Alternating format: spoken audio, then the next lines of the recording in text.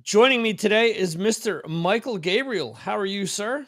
I'm wonderful, Victor. Thank you so much for having me on Signals from Mars.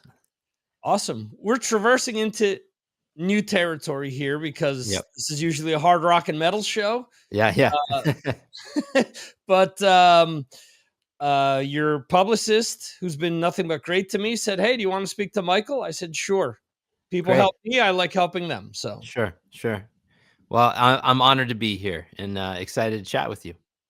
awesome. Is there anything that you would consider within the realm of hard rock or metal to be an influence on you? Oh, I mean, have you listened to my latest single, Yeah. "Madam I'm Adam"? Yeah, it's definitely kind of a callback to sort of that 1970s sort of uh, rock and roll sort of vibe. And Mhm. my latest album, Genesis, is has a lot of. I mean, I'm a guitar guy, you Yeah. know, and so I kind of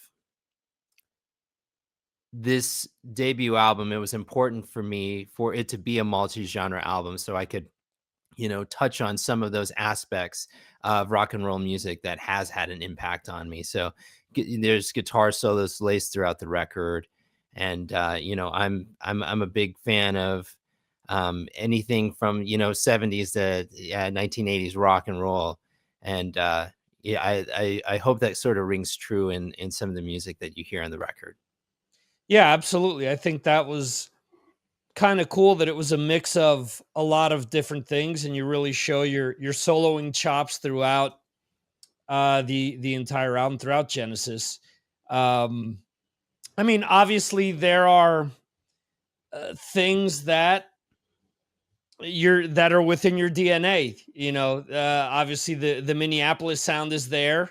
Sh- There's obviously your connection to Sheila E. even before you were born. Right. So you feel that, but you feel all these other things kind of shining through.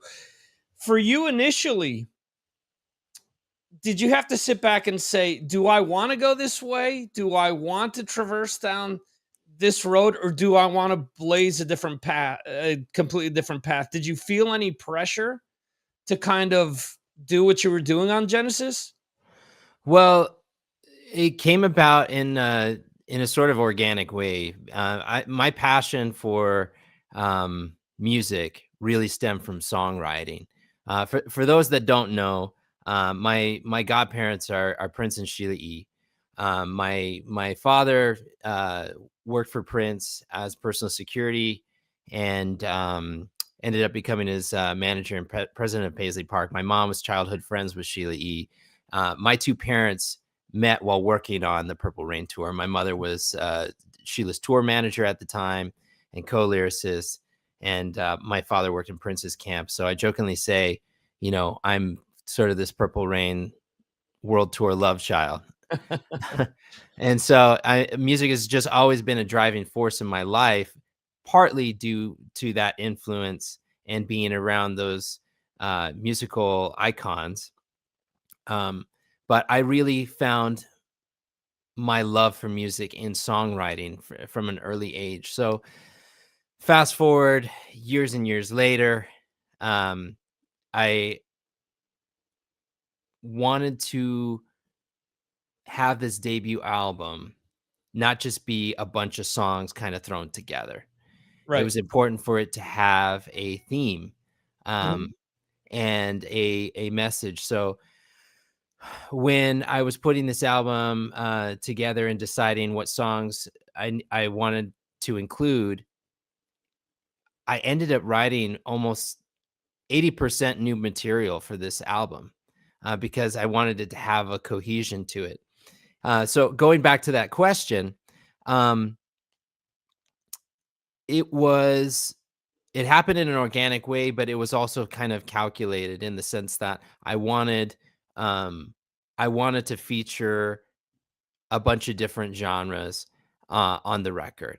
And so anytime I had sort of this blank space, I wanted to be able to listen to the record front to back without stopping Right. and have it ebb and flow in the way that I thought the album should. And so when there was a blank space and I said, I don't know what to put here, I said, okay, well, how do I want the listener to feel? How do I want to feel listening to this record, and what feels right? Okay, rock and roll feels right here. Mm-hmm. Okay, let's slow it down here. Okay, let's include the Minneapolis sound here. And that's kind of how it came about. It was calculated, but it was also an organic process as well. Okay. At what point did you realize that you wanted to be a musician? Oh, I mean, pretty early on. The Sign of the Times concert film had a Okay. big impact on me as a really young boy. And I liken that to like having a superpower, like music, the power of live performance, the power of taking an idea, and bringing it into a tangible form. In the power of music was just so intriguing to me. Um, So when I was 16, I went to audio school, and I did a short stint at Berklee College of Music for guitar, and um, mostly because I had all of these ideas, but I said, okay, well, how do you archive it in the way that I listen to all my favorite albums? Like, how? I mean, what is the science and the technical aspect behind why it sounds the way it sounds, how they got there? Okay. And so that technical aspect really intrigued me.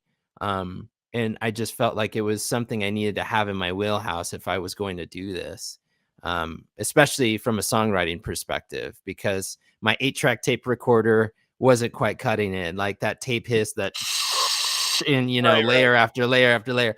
I was like, oh man, this is like not. This doesn't sound quality. How do I get it to sound good? Um, and so at 16 years old, 16, 17 years old, I called Sheila up actually. And I Okay. said, can I just, I was fresh out of school. I said, I feel like this is what I want to do. Uh, Something in this for the rest of my life. I need help. Can I just be a fly on the wall in your studio to see how this whole mechanism works?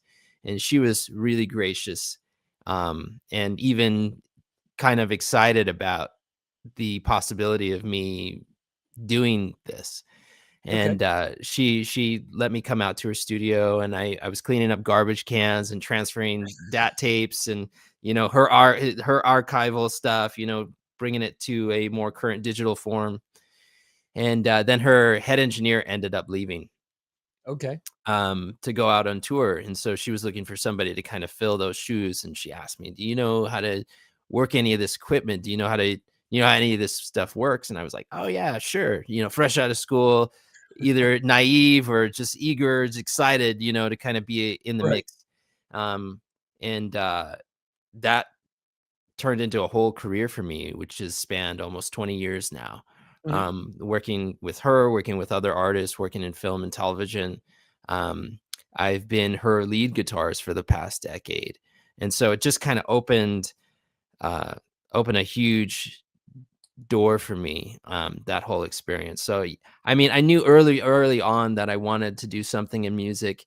And in my late teen, early adult years, made an effort to pursue that. So that's kind of my story.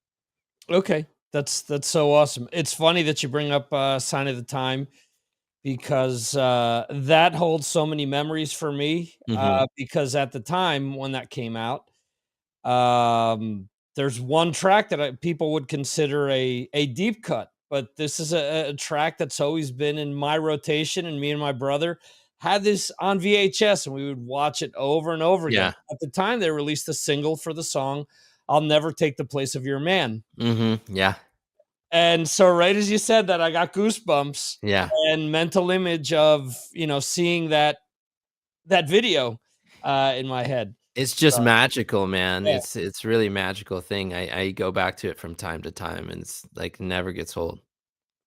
yeah, that's and just hearing your story now, that's amazing because you're at that point, even if you're asked, Do you know this? Do you not know this? You're in a very unique position where it's really like a crossroads. So if you say, "Nah, I can't do that," we're not having this conversation right now. Mhm. That's just such a pivotal moment that even if you didn't know what was going on, you did what you needed to forge that path ahead for yourself. Yeah, I tell people that a lot, and you never underestimate the the power of just saying yes sometimes, Right. and, figuring it out and, how saying yes just opens up a world of opportunities for you that you otherwise would have maybe missed out on. Right. The other thing you brought up before I forget, the struggle of the hiss on the 8 tracks and Yeah. the 4 tracks and running out of tracks and needing to ping tracks and Yeah. all that. People nowadays will not know what that struggle is all about. No, I know, I know. Technology is a beautiful thing, Yeah, There used to not be an undo button, right. When I was in audio school, actually, I really appreciated this. They had us actually slice tape, Okay. just to kind of find an appreciation for, the fact that it wasn't always so easy. Sometimes you hit like in order to get it right, you had to get it all done in one take. Mhm, There wasn't okay, well just fly this in. Oh, just punch me in right here, or just, mhm, it wasn't as simple, you right. know. Yeah, You you really needed to know your craft. I mean, that's right. what I think, what a lot of albums, especially, with bands that I talk to, there are things that are just too exact, and at the same time, a lot of the feel is gone Right. because it there weren't bands sitting around and demoing stuff for months, Right. until you got something right. I was listening to I forget what it was on social media yesterday. A clip came up of Butch Vig talking about "Nevermind" by Nirvana Mhm. and hearing the song "Smells Like Teen Spirit" for the first time. And he asked them to play the song for them, or he liked it so much he said, "Play the song again." And they said, "Well, we can play you the entire album if you want." And they went on to say, "We've been rehearsing this album for 7 months now to make Yeah. sure that it's perfect," because back then you didn't have those tools. You needed to be Right. right on because of all the money that was involved in recording the stuff. So when you went in, you You had to needed know to your have all stuff. y Yeah, Yeah. exactly. Yeah. So you Yeah. couldn't fake it. Right. Yeah, and I think there's something really powerful about not knowing your stuff, but not overproducing it so Mhm. much, Right. and not having to iron out every wrinkle and finding some of the perfection in the imperfection. Yeah. Um, and I feel like some of my favorite artists and favorite bands were masters at that. It's Mhm. like, just because there's a little extra grit on it doesn't mean we need to go and polish that out or something. Yeah, yeah, yeah. Sometimes that's where the magic happens. Yeah, absolutely. I think a lot about, I'm trying to think of what the name of the documentary is. But it's the documentary that focuses on Dr. Dre and Jimmy Iovine, Yeah. and they're showing Dr. Dre in the studio, remixing or remastering a Temptation song. And after watching that, I got like such an appreciation for not only Temptations music, which I've always had, in my hmm life growing up, Yeah. in the '70s and whatnot. But you kind of, when you have something around always, you kind of take it for granted. Then Uh-huh. when you're away from it from a while, so really thinking about it, dissecting it, and thinking, there's how many musicians here? There's how much time was spent? Did Quincy Jones spend on getting this right? Yeah. Well, Right. Getting the placement just right, even like when you think about the mix and whatnot. yeah, and you Yeah. listen to the littlest thing. It's like, holy crap, there's a Yeah. triangle there in the middle of Right. the Yeah. song that Yeah. unless you're really paying attention, you don't Right. realize what that adds to the entire, like, Exactly. every Yeah.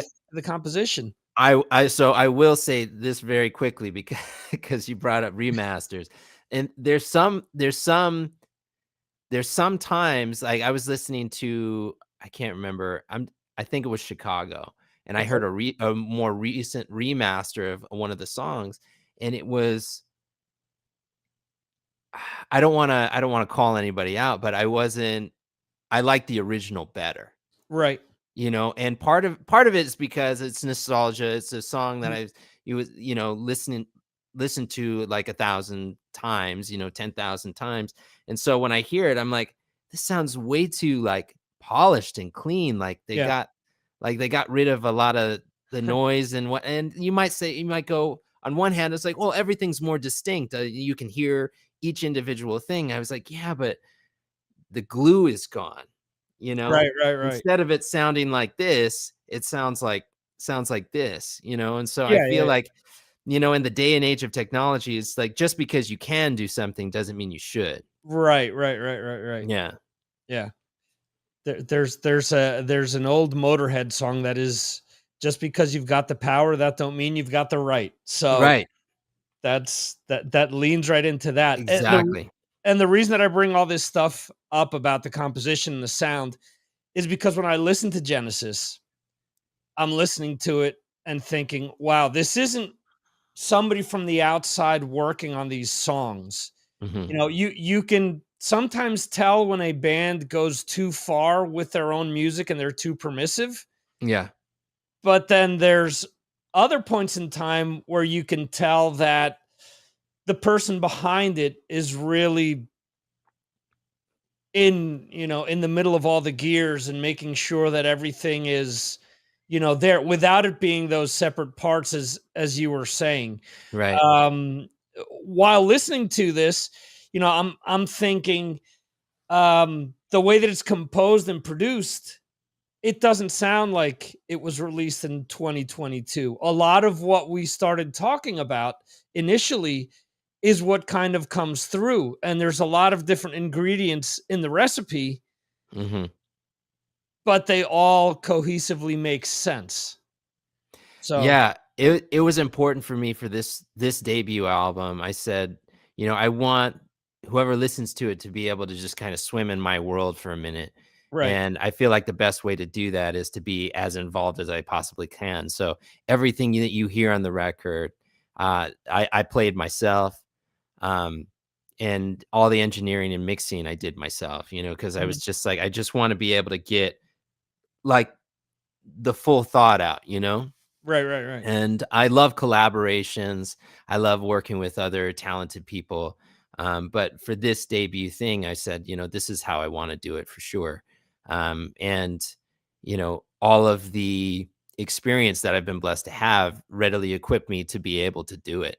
And so I said, okay, I've been doing all these things for other people, other artists, propping up Mhm. other projects. Why not take some of that time and energy and put it into myself? And so I'm glad I finally did that. Yeah, and I think to your point, you've worked at so many other big name artists that it only makes sense that you do this on your own to prove, Right. if there's any doubt out there that, what your talent is like, what your skills are like. Hey, look, this is my calling card. Right. Genesis Yeah. is, you want my digits? Here it is, right here. Here it is. Yeah, exactly. Yeah. In a way, it sort of makes a statement, and Yeah. I felt that that was important. Yeah.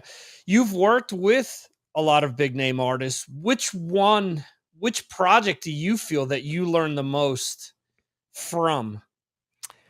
I mean, honestly, I gotta give credit where credit is due. If that's the question, it would have to be with Sheila. Any project that I've done with her, and I've worked with her the longest. I started with her when I was 17 years old. So that was 16, 17 years old. So that was every experience with her feels like a new experience. Mhm. And she's one of those iconic sort of legacy artists where, every time I do something with her, she has some other, you know, bit of wisdom to impart. And I tell her all the time, every time we record her percussion, it's just like you in the studio with her, her doing her thing in her element, because she'll be the first to tell you. She's a percussionist first. She's a percussionist that plays drums. Right. She'll be the first to say that. And it's just so incredible to watch her like a master at work doing what they do best, Mhm. especially in the percussion realm. So we've done a lot of things, projects for her and other projects for other artists and whatnot, where we add percussion to, just fill up the song. And it's always tasteful. It's always takes the track to a whole nother level. Mhm. You can never underestimate what a shaker can do. Like you said, there's this triangle in this track, and it's like you Right. don't realize how much it adds, you know? Right. Um, but it's amazing to have had the opportunity to watch her work, and I feel like a lot of her approach and some of her sensibilities when it comes to music have, rubbed off on me a little bit. I've tried to absorb as much of that wisdom as I can, and have applied it to other things that I've done. But yeah, I gotta give credit where credit is due. Any project with Sheila E. is would be it. Okay. And you talked about earlier when you accepted working with her initially, you just wanted to be a fly on the wall, um, Mhm. working with her. Now, let me flip this around. If you could be a fly on the wall on any album that you've heard, on any of your And favorite albums, in the what album would history? it be? Yeah. Oh, wow, in the history of any album. Oh, shoot. That's a loaded question, because then you feel like you could go on for days and days and days. I mean, pick any Beatles album, for example, Right. just like what was the dynamic, what was really happening, and now we have a lot of documentaries and, Right. people kind of sharing stories and whatnot. So you can kind of get an idea, but like to really be in there with Mhm. those guys, and like what was the conversations? What were the jokes like? What was happening when they weren't recording, Right. the relationship, and I feel like that would be interesting. Yeah, I feel like I don't know, pick any Beatles album. I don't know. I feel like that would be kinda interesting. Yeah, that's I mention this a lot with a lot of the content that we've gotten over the last few years, where finally, like, that documentary comes out and there are people that still complained about it. And I'm thinking, "You know what? We've wanted this stuff forever. We Right, finally right, got it. Enjoy it." You right, know? right. Just stick with the parts that you enjoyed. You could say that, the sounds of Motown, that Mhm. band that recorded all of those, like, hit records, hit Right, right. recordings. You can pick that pick that studio. There's something happening every day there, where it's Yeah, like, yeah, "Oh yeah. my gosh, this hit song, that's a hit song." Oh, man. Yeah. You could just go on and on. Yeah, yeah, absolutely. That was, I mean, I got to see some of that in the Wrecking Crew documentary where they Mhm. talked about some of that stuff. And just thinking about the magnitude of how many songs were recorded by the same group of people, how many Mhm. songs they recorded the same day, Mhm. you know, Yeah. it's just it's Have wild. have you seen the Muscle Shoals documentary? I haven't actually. Oh, yeah, yeah. See, that's another one. It's like, and there's a lot of these, like, studio cats, like, these Mhm. bands that were assembled, like the A-Team, that are responsible for recording some of these records that we've you might not know their names personally, Yeah, but, yeah, yeah. like, they're responsible for, sounds of our generations. Yes. Generations, plural, yeah. Absolutely, stuff that's timeless. Um, you just released the video for Madam I Madam. Yeah. It's off of Genesis, obviously. Mhm. The album came out roughly around this time last year. Yeah, Uh, August, yeah. yeah. Are there any plans? I mean, I'm assuming that you're always writing. Ye Um, Yeah, well, that was kind of the struggle in putting the album together, was I already had, like, a huge catalog of songs, right. but it was important for me to, like, have cohesion and have it Mhm. make sense, and, that's why I ended up writing, almost all new material. So fast forward to now, There are some songs that ended up on the cutting room floor when putting this record together.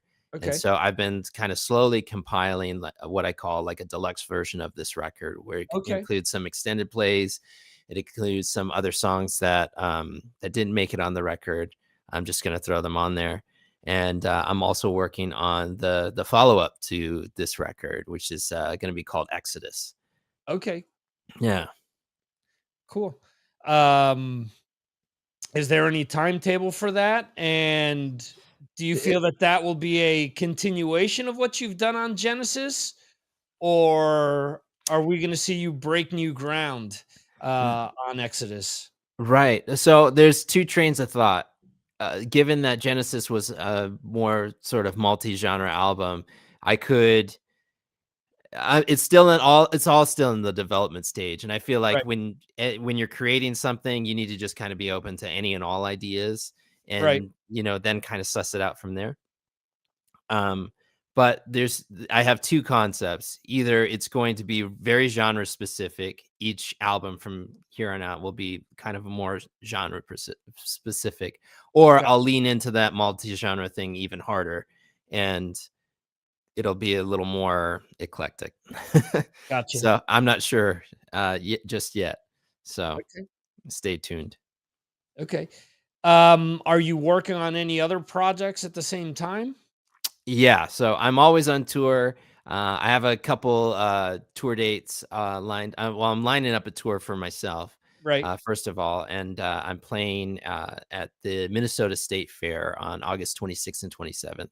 But I'm always on tour. You can always find me playing some local gigs here in Minneapolis. I'm currently touring with Sheila E. We have a date. I leave tomorrow for Des Moines, Iowa, and I have to look at my calendar. We're going all over. We're going to Orlando. We're doing Hawaii. We're doing Raleigh, North Carolina. We're doing Albany, New York.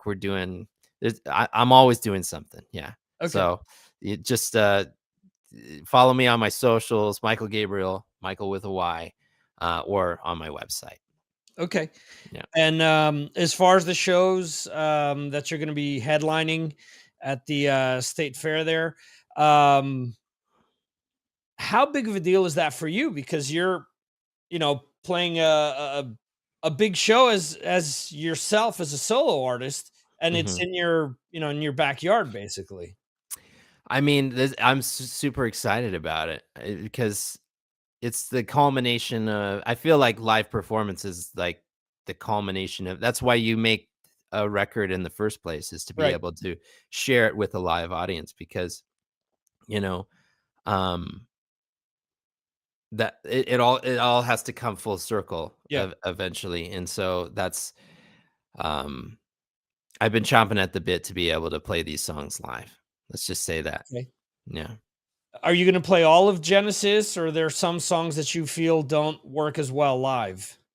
I'm gonna play as many as I can, and I'll play some other song. There's gonna be like, I think there's one cover in the set, and there's some tracks that I recorded prior to Genesis that I'm including in the set. So it has to, just like the record, like it has to ebb and flow in the right way. Right. It Right. has to have its high points, have to have, hills and valleys are important when crafting a set, just as much as it is with the record. So it's going to be exciting. Okay, cool. One of the things that I really loved about your soloing, outside of just your soloing style, but that a hmm lot of songs had what sounded like an octave pedal going on with some of the Uh-huh. solos. Yeah. Can you talk a little bit about the main gear that you use to record? Yeah, so, the guitar that I use, I have a standard American Strat that I used on that record, and I used, uh, PRS SE Custom, which has a coil tap, so, and that's actually my Road Warrior too, and it has a Floyd Rose, which I'm a huge fan of. I'm a big Joe Satriani fan, so You can I tell. yeah, and so, That guitar is great because you can it's like having 2 guitars in one, you can have the full bodiness of that, like, sort of humbucker sound, and then you can switch over to the single coil when you need to, especially, like, for the more funky stuff. Mhm. As far as pedals and effects, there were some that are sort of in the box, Right. within my DAW that I use that are nice go-tos. I'm a big fan, especially with the solo, of trying to make it sound wide, Mhm. so I'll, occasionally add like a chorusing effect or something. It has to be subtle. A lot of times, for the engineer heads, I'll do like a parallel sort of parallel compression, parallel chorus to, have it stand out in the mix, but then also have it be wide. And you can't go too crazy with the chorusing because otherwise it'll sound weird. And if you sub it down to mono, then it cancels it out and all that Yeah. stuff you have to take in consideration. Um, as far as other gear, my pedal board that I use mostly on those tracks was a Boss ME80, Okay. um, which I like because you can kind of program it and save different things. And for certain things, I would record clean and like dirty through the pedal. Right. Um, I would kind of split it when I was recording it, so then I could reamp it later. Okay. Yeah, and so I mean, it kind of depends song to song, but like the most important thing was just it had to feel right. Right. And I like the idea of kind of having a guitar tone that sounds like me, but then sometimes you gotta flip the switch and have it kind of have a different vibe. So you introduce like an octave pedal sometimes, Right. or a phaser or something like that to just kind of have a more unique sound. And then I think like Radioactive Girl on that record is a kind of a good example of, the guitar still sounds like me, Mhm. but it sounds like an interesting detour as well. Right. Yeah, the soloing is absolutely fabulous. When you brought up Joe Satriani, makes complete sense because there is a lot of Floyd Rose play throughout the album, Yeah, which yeah. which really did jump out at me. Oh, So great. awesome. Yeah. Cool. So if people want to pick up Genesis, what's the way that they can purchase the album and ensure that the most amount of money gets back in your pocket? Just through my website, Okay. michaelgabriel.com. But it is available for streaming if that's your thing. You can stream it anywhere you stream music, so it's available. We made it really easy. So go Okay. check it out. Hello everybody. This is Michael Gabriel and you're listening to Signals from Mars.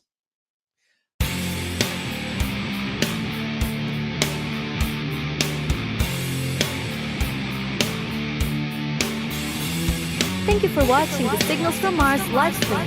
You can watch the show live on YouTube, Facebook, Twitter, and Twitch, or check out replays on YouTube. Go to signalsfrommars.com for more information.